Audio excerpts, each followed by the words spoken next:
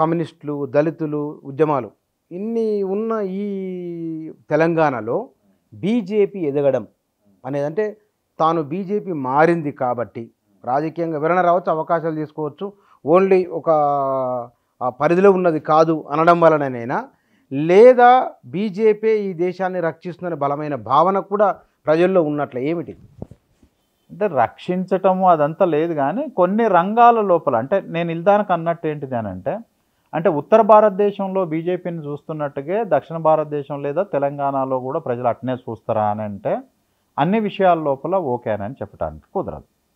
కొన్ని అంశాల్లో మాత్రమే అక్కడికిక్కడికి మధ్యన సిమిలారిటీస్ ఉండొచ్చు, ఇంకొన్ని విషయాల్లో అసలు ఆ సిమిలారిటీసు పూర్తిగా ఉండవు.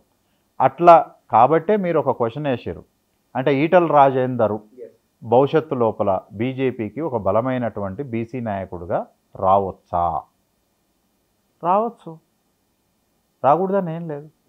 బీజేపీ పార్టీ పవర్లోకి రావటానికి ఏదో ఒక మేరకైనా ఈటల రాజేందర్ కాదు, ఈటల రాజేందర్ వెనుక ఉండినటువంటి బీసీ అనేది కార్డు పనికొస్తుంది అని అనుకుంటే వాడుకోవటానికి ఏమి ఇబ్బంది ఏం లేదు, ఖచ్చితంగా వాడుకుంటారు. రైట్, మనకు ఉత్తరప్రదేశ్లో జరిగింది అదే కదా. ఒక స్వామిని సన్యాసిని తీసుకొని వచ్చి పెట్టడం లోపల ఏంటిది అని అంటే ఆయన కమ్యూనిటీ ఠాకూర్స్ అనేటటువంటిది చాలా బలమైనటువంటి నేపథ్యం ఉన్న వర్గం, ఆర్థికంగా, రాజకీయంగా, సామాజికంగా ఠాకూర్ వర్గం అనేటటువంటి చాలా బలమైనటువంటి వర్గం. ఆ ఠాకూర్ని తీసుకొచ్చి ఆడ కూర్చోబెట్టడం ద్వారా ఒక సాటిస్ఫై. అదర్వైజ్ ఒక బ్రాహ్మణ్ ఇప్పుడు మహారాష్ట్రలో కూడా ఓ బ్రాహ్మణ్ని తీసుకొచ్చి ఆడ పెట్టిన తర్వాత ఎంత ప్రాబ్లం అయింది, ఎక్దమ్ సిందేని పెట్టింది. మళ్ళా బ్రాహ్మణ్ని షిఫ్ట్ చేసుడు, కొన్ని రీఅరేంజ్మెంట్స్ వెంటనే చేసుకోవటం, అంటే బాగా బొక్క పెద్దది పడ్డదాకా ఆగకుండా ఇమ్మీడియట్గా దానికి ఏమి చేయొచ్చో అట్లాంటి వ్యవహారం అంతా చేస్తుంది.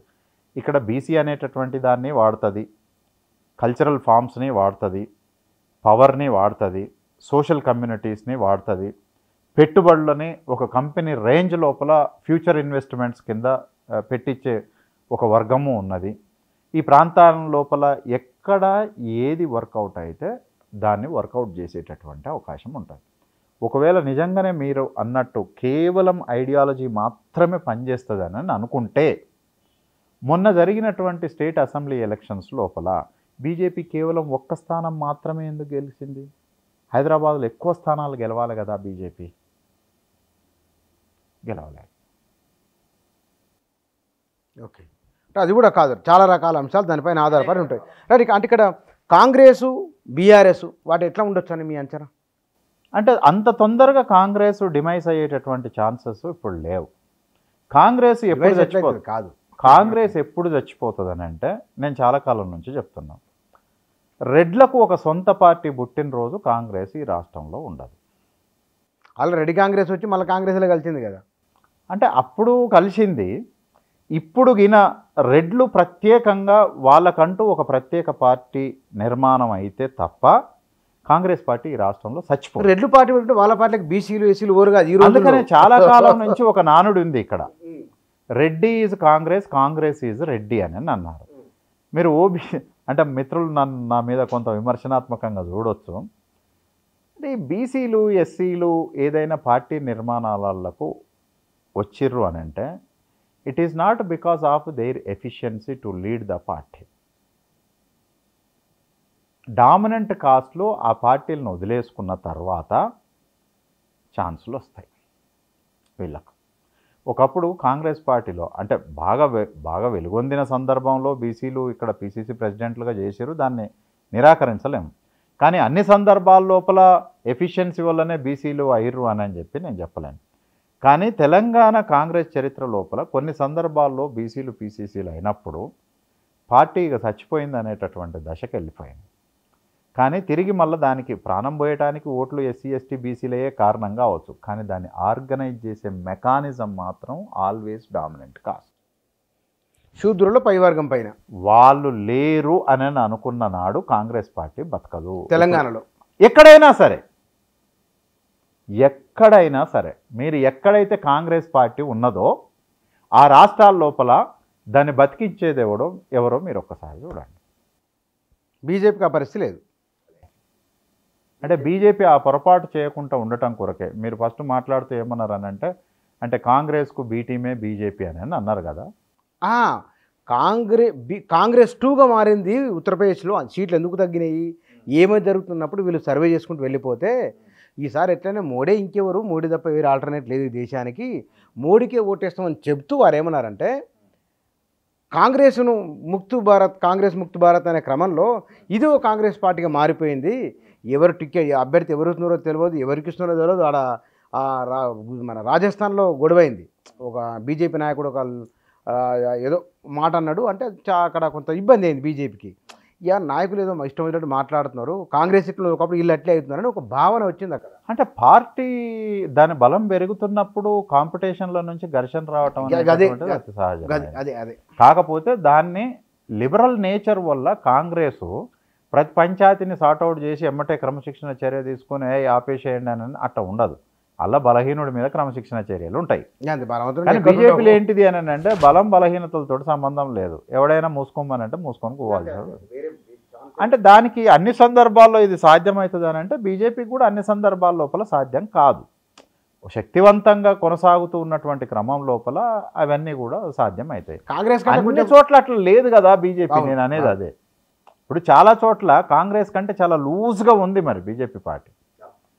కొన్ని చోట్ల చాలా డిక్టటోరియల్గా అథారిటేటివ్గా పనిచేసేటటువంటి పద్ధతి ఉన్నది. తెలంగాణలో ఇప్పుడు నాకు తెలిసి అథారిటేటివ్ మెథడ్స్ ఫార్మ్స్ అనేటటువంటి బీజేపీకి పనికిరావు. అంటే కొద్దిమంది ఒక రకమైన విశ్లేషణ చేస్తారు. అంటే సంజయ్ని తీసేయటం వల్ల బీజేపీ పార్టీ చాలా బలహీనపడ్డది అని చెప్పానని అంటున్నారు. ఒకవేళ సంజయ్ కంటిన్యూ అయినా సరే ఇంతకంటే గొప్ప రిజల్ట్ ఏమి వచ్చి ఉండేది కాదు అని వాళ్ళు చాలా స్టడీ. మీరు 30 మందికి అంత పెద్ద నాయకుడు మీటింగ్కి హాజరైందంటేనే వాళ్ళ విజన్ ఏమిటి, వాళ్ళ కమిట్మెంట్ మామూలు కమిట్మెంట్ కాదు. చాలా విషయాల లోపల మల్టీ డైమెన్షనల్ వర్కింగ్ స్టైల్ అనేటటువంటిది బీజేపీకి ఉంది. మిగతా రాజకీయ పార్టీలు పాత పద్ధతుల లోపల నడుస్తున్నాయి. అంటే ఇప్పుడు పార్టీ యాక్చువల్గా ఒక రకంగా చెప్పాలంటే బీజేపీ పార్టీకి ఉండేటటువంటి కన్జర్వేటివ్ ట్రెడిషనల్ క్యారెక్టర్ వల్ల పార్టీలో కార్యకర్తలు మాత్రమే నడపాలి. బీజేపీ పార్టీని ఇలా కార్యకర్తలు నడపరు, నాయకులు నడపరు, కంపెనీని నడుపుతుంటుంది. అంటే ఒక ఈవెంట్ మేనేజ్మెంట్, ఓ పెళ్లి ఫంక్షను, మనం ఏదైనా పెద్ద మీటింగ్ పెట్టుకుంటే ఒక కాంట్రాక్టర్కి ఇచ్చేస్తే వాడు లైట్లు, మైకులు, కరపత్రాలు, టీవీ ప్రచారము ఇటన్నీ చేయడానికి ఒక ఈవెంట్ ఆర్గనైజేషన్ ఉంటుంది కదా, మేనేజ్మెంటు.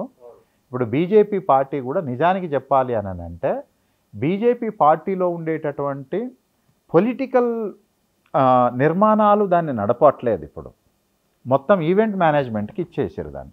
2014లో బీజేపీ పార్లమెంటు గెలుపు కోసం ఇంగ్లాండ్ నుంచి 5,000 మంది వర్క్ చేశారు. 5,000 మంది ఇంగ్లాండ్ నుంచి వర్క్ చేశారు. అది ఈవెంట్ మేనేజింగ్. సో ఈవెంట్ మేనేజింగ్లో ఉన్నది. భవిష్యత్తు తెలంగాణలో బీజేపీది. ఇది సింపుల్. ఇంకొక మాట నేను చెప్పాలంటే చాలా సందర్భాల లోపల నేను ఇండియన్ పాలిటిక్స్ని రాస్తూ 2014లో నేను ఏమన్నానంటే ఇండియన్ కార్పొరేట్ క్యాపిటలిజం పవర్ని కాంగ్రెస్ నుంచి వేరే వాళ్లకు షిఫ్ట్ చేయాలి అని అనుకున్నది. ఎవరు? ప్రజలు కాదు.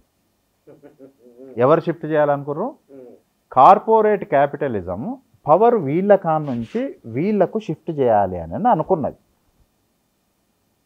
మనం సక్సెస్ కాలే, వాళ్ళు సక్సెస్ అయ్యారు. ఈడ గెలుపు బీజేపీది కాదు, కార్పొరేట్ క్యాపిటలిజం ఏం కోరుకుందో అది జరిగింది. మొన్న ఎలక్షన్స్ లోపల కూడా నన్ను ఒక మిత్రుడు ఇట్లనే టీవీ డిస్కషన్ లోపల ఆయన అడిగాడు, అంటే ఈసారి ఏముంటుంది అని అంటే నేనేమన్నా అంటే కార్పొరేట్స్ బీజేపీ నుంచి పవర్ని ఇంకో పార్టీకి షిఫ్ట్ చేయాలని అనుకోవట్లేదు అని అన్నా.